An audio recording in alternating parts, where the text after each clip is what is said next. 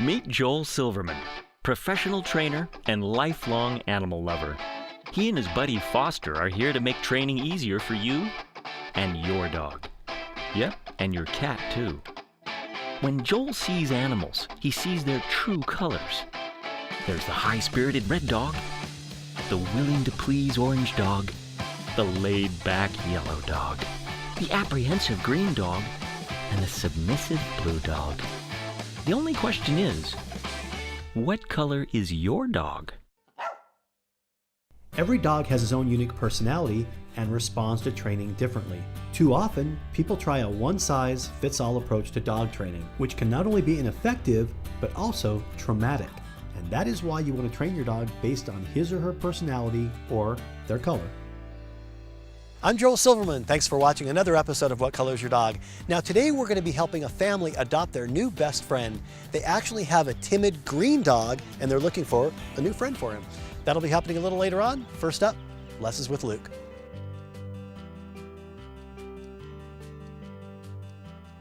We are with Luke, and Luke is a 6-month-old Havanese puppy, and we're with Bailey. Bailey's going to be helping me out today. And today we're going to be focusing on training your dog to stay from a distance. Now, last week we actually were really close to a dog, and we trained the dog to stay really close, only about maybe a foot and a half away. We're going to kind of refresh you on exactly what we just did, and then we're going to go a little bit farther back with him, okay? And as if you noticed here, we've got, Luke is feeling good here. We've got Luke on an elevated area. You always want to train your dog on an elevated area, your puppy, when you're doing something like this, because it's a defined place. If the dog were to jump off, you could simply guide the dog right back up here. And I love training that dogs on elevated areas. As movie animal trainers, when we train animals, movies and commercials, we do the same thing. Before I begin, Bailey, you have, Bailey does rescue work with pit bulls. You've rescued how many pit bulls? Oh, 13 at least, yeah. What are some of the cool things that they like? Do they like toys, different types of toys and things they like that? They like balls and swimming. They like love swimming. Really? Yeah. And you have a pool? No, Yeah, we have a lake in the backyard, so they go swimming all the time. Excellent. Yeah. Awesome. Okay, cool. So what we're going to do is we're going to refresh you a little bit on this stay here. First thing, two things we want to think about when we're training our dog to stay. One is time, one is distance. The distance is how far your dog is staying. Time is how long the dog is staying. Okay, and we want to make sure that we always are consistent with increasing both of those, increasing the time and increasing the distance. And we just kind of change things up a little bit. The first thing we want to do is we want to just show kind of how we do it. So Bailey, I'm going to have you stand here, and if we're training to stay and the dog doesn't know how to sit or stand or lie down or anything, all we care about is dog staying here. Okay, whatever a dog does is cool. So Bailey, go ahead and just stand right there where you are and just say, she's going to give him the cue to stay, which is like a stop sign. Stay. Great. Good boy. Beautiful. She says good. That's awesome. Stay.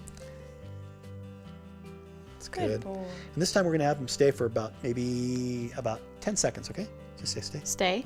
1,000, 2,000, 3,000, 4,000, 6,000, 7,000, 8,000, 9,000. That's good. Good boy. Great. And that's kind of what we did before. So now we're going to start in kind of this line here. She's going to start stepping back a little bit. So Bailey, this time I want you to kind of step back over that way. Just say stay. Stay. Good Great. boy. Okay, this time she's going to have him stay for about 10 seconds, okay? Stay. 2,000, 3,000, 4,000, 7,000, 8,000, 9,000, 10. That's great. Great. Good boy. Now watch what happens. You're going to go back to that same place and walk in and reward him right away right here. Okay? Good. What we're doing is we're kind of changing things up a little bit. As a marine mammal trainer training dolphins, sea lions, and killer whales, one thing I learned a long time ago was variation, creating a lot of variation. It makes it interesting, especially with a puppy like this. If every time she got back here, she told the dog to stay for 10 or 15 seconds, it could be boring. But for her to go back every once in a while and then just go back and then reward the dog right away, it makes it interesting for the dog, it makes it interesting for the puppy. That's good. You can reward him right there. That's good. Because he was sitting there for a good 13 seconds while I was yakking away, right? So this time I'm going to have you stand a little bit farther. There we go. Stay. Now he's about 5 feet away there. This is good. Great attitude. And reward him there. That's great. Good boy. Super. And we'll have him step back a little bit farther. Great. And we'll reward him. Good. And that's great. And this time we want to do this next time. Good 15, 20 seconds here. So this is a good 5, 6, 7, 8, 10, 11, 12. Every once in a while I'll do things as a distraction. You can stay right there. Just kind of distract him a little bit, pet him. See what kind of attention span he has. This is really awesome. Just tell him stay. Stay. Great. And walk in and reward him. Good boy. That's great. And let's go and pet him a little bit there, all right? That's great. A lot of times when you're working with your dogs, puppies especially, tactile rewards, which is petting the animal, just things like this, really create a lot of good, good variation as far as rewards. Treats are great, but sometimes petting the animal, that's awesome. That was a great job. That was very good. That is training your dog to stay from a distance. We'll be right back.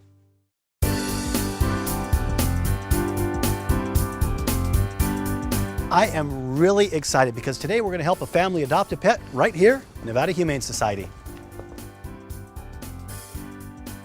Meet Holly, Colleen, and Bella.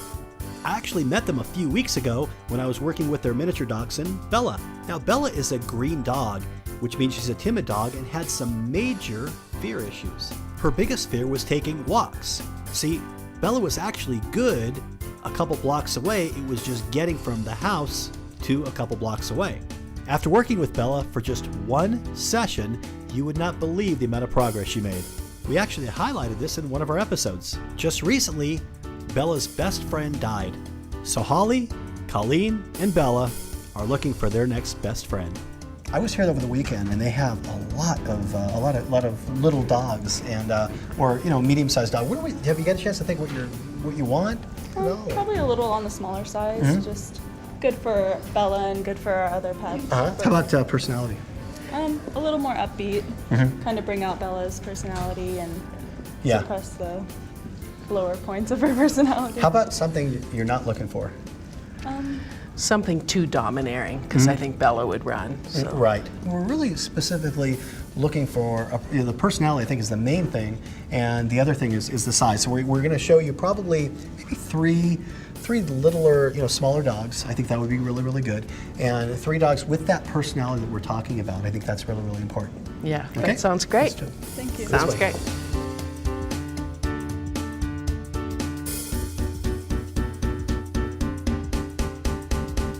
Okay, so this is our first dog we're going to take a look at, and you guys want to see. And this name is Scoop. You can actually lift him, pick him up. He's Buddy. he's a cute little guy. Yeah. Cool little personality. Hi. And sometimes what I like to do is kind of put him back down on the ground and just kind of hold on that leash. It'll get a chance to see kind of how they move around a little bit. He's a little, he's got a lot of energy. I think he's the type of dog who probably really help a dog like Bella. Yeah, Hi, good boy. he seems friendly. He's a cool little guy. He's got a great personality. I love it. So that is, so that's good. What do you think? You like him? Yeah. Yeah. Cool dog? Yeah. Hi, buddy. All right, we'll get you another one.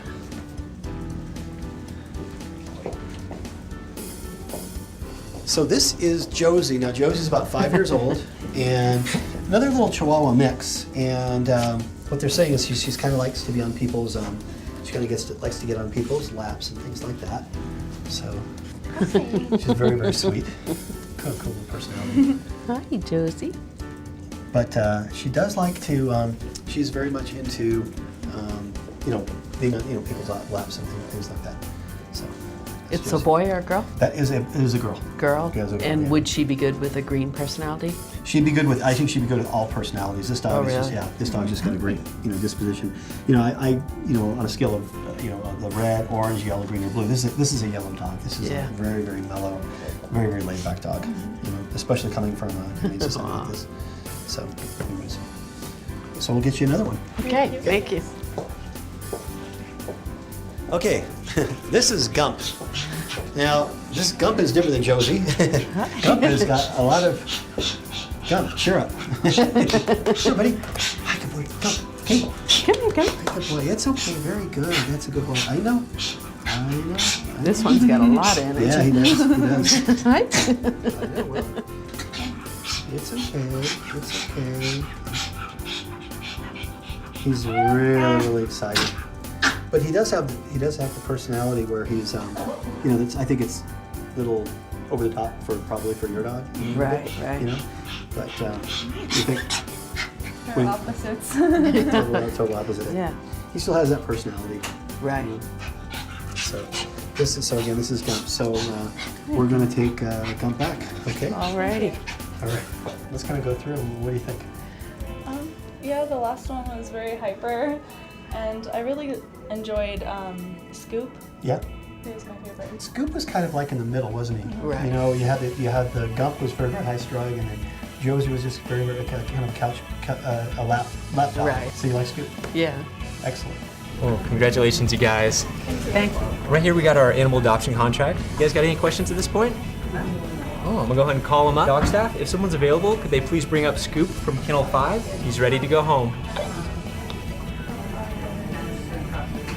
All right, he is all set. Congratulations. Thank you. You guys have a great day. Thanks.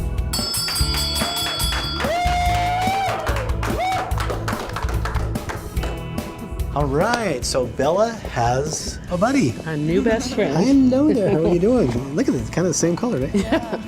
And half a nose here, and nose like twice as long. So pretty excited. Very excited. Very, very good. Well, I'm going to come by in a couple weeks and help you guys with the training. So any issues that you have, just kind of write them down, and when I come by, I'll help you. Sounds great. All right. Well, good luck. Congratulations, both Thank of you for your help. Bye, bye, guys. Bye-bye. I am sure that Holly, Colleen, and Bella are going to love their new friend, and I look forward to working with all of them in the next few weeks.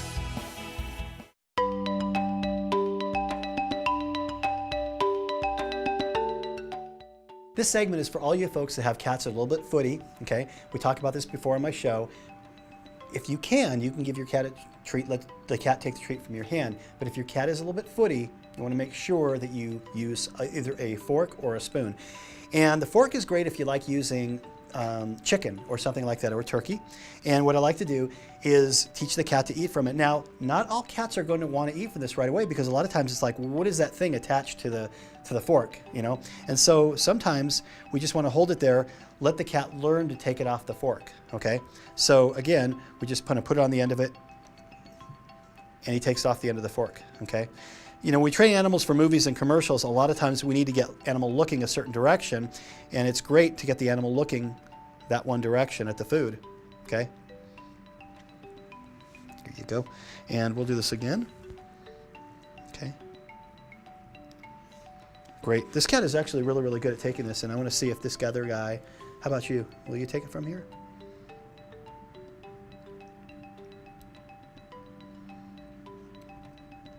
So you can see that some cats naturally, just, you know, all different personalities, and some cats naturally kind of catch on to that pretty quickly. That's great. It's perfect. And the fact that this cat is kind of a porker, I mean, that's even more amazing too. Okay, ready? So sometimes what I'll do with these guys is kind of, when I find a cat like this, is kind of bring them around. You kind of guide them around in a circle like that. It's probably good for exercise for this cat. Probably needs it. There you go. Give him the food. And let's just try this guy right now too. How about you? Right back over here. That's great. That's excellent. These cats are really doing really, really well. And I think what we'll do is, this guy's into the whole feet up thing on Joel. There you go. Here you go. Okay, hold on. There you go. Good. Very, very nice. So with a cat like this, you know, I would really recommend using the fork, because the fact that this cat naturally wants to kind of foot a little bit. And even though it's not that aggressive or not that physical the way he foots, he still could do some damage to you. So you always want to make sure that you use either a fork or spoon for cats that are footy.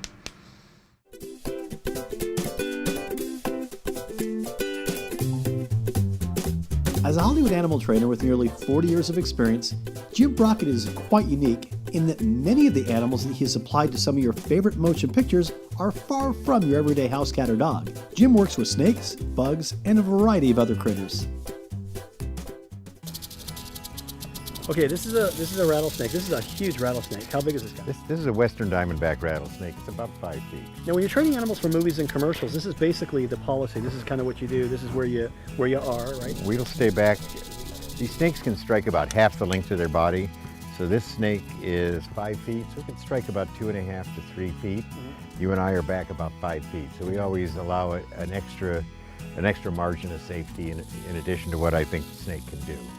And we see the rattler just going there. Yeah. It's just amazing. That's just incredible. The rattle is actually made out of the same stuff that fingernails are. It's keratin.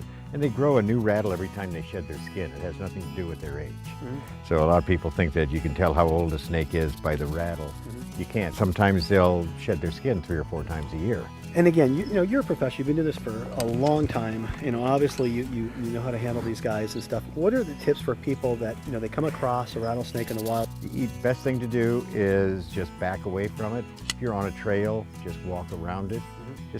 Rattlesnakes really don't want to mess with you, but they will defend themselves. Right. And a rattlesnake bite, a rattlesnake bite from a snake this size will kill you. Wow. From smaller snakes, it is still a really bad thing. I mean, there's a lot of tissue damage. It's basically a digestive enzyme. What it does, it just starts digesting the meat, the meat being your muscle. So in the best case, it's going to be very painful and disfiguring. In the worst case, it kills you. So the best thing, again, leave them alone. If most people get bitten by not watching where they're walking, rattlesnakes don't always rattle like this one does.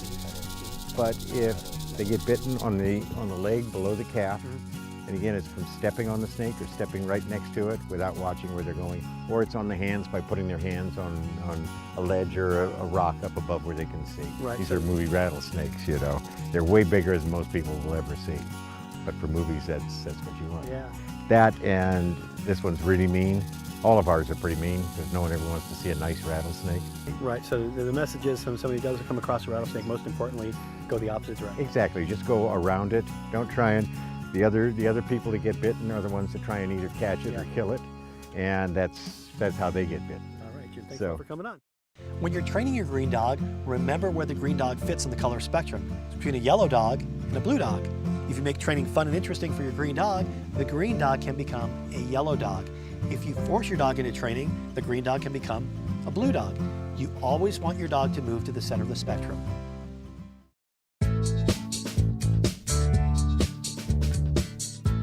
Okay, so it's been about a week now, and how are things going? Absolutely fantastic. Really? Yeah. Awesome. They get along famously. Awesome.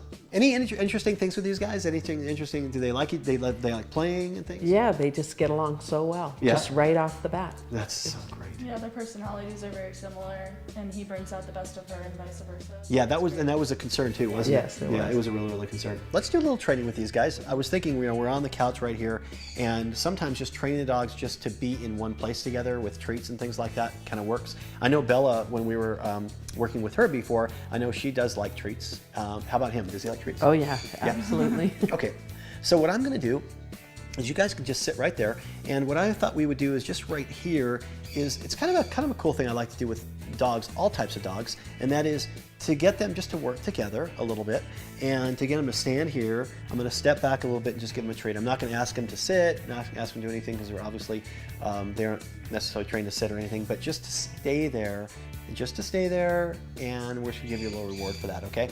And what's interesting is they are just so mellow right now. And it's interesting too that you can take a dog that is mellow and take a treat, and it's amazing how they just, you know, get really super excited. So I've got some stuff over here. I'm gonna reach over and just grab a few little pieces right here, okay? And what we're gonna do, look at them, they just perked up a little bit there. And you guys can place them right there if you would, okay? Cool, very nice. Let's place him over here too. Great. And what I wanna do is I just want them just to stay there. I'm going to reward them. And if you can see Bella, you notice Bella is actually kind of sitting there. Stay. Stay. Very good. Stay there. Stay there. Stay. Good. Very nice. That's very good. I'm going to have you guys pick him up here now again. And you could actually take him. Okay. And I'm going to have you take her. Actually, just like you did before. That's perfect. That's excellent. And if you notice what I did with her, just maybe 2 or 3 times. These dogs get so excited, and sometimes it's good just to do a couple little things, little approximations, just tell them to stay there, and what ends up happening over the course of time, you start building yourself a little bit further and further back, okay? So what I want to do is I just want to take a second here, just let them mellow out here a little bit. And you can see that Bella, what's interesting is that Bella is actually, she kind of sits. So what we'll do real quick, let's put Bella in here. You can just hold him a second here. And I just want to get her to sit and see if she'll just stay there, stay. So I can step back a little bit from her, reward her. So if you have a dog that's a little further along, if you could separate them a little bit, just stay and reward that dog. Okay, great. Let's pick her up, put her right here. Very short sessions, as you can see, okay? We'll take just about maybe 15, 20 seconds, let them just relax a second, and then we'll work them both together. We'll do one more little thing with them both together. Now, okay, let's put them both back over here one more time. Okay. And stay. Stay. That's very good. And you can see that he is just, he's a little more energy. Stay. Right over here. Stay there. Stay.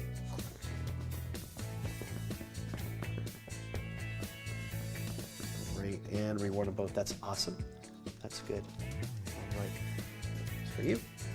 And we'll take her.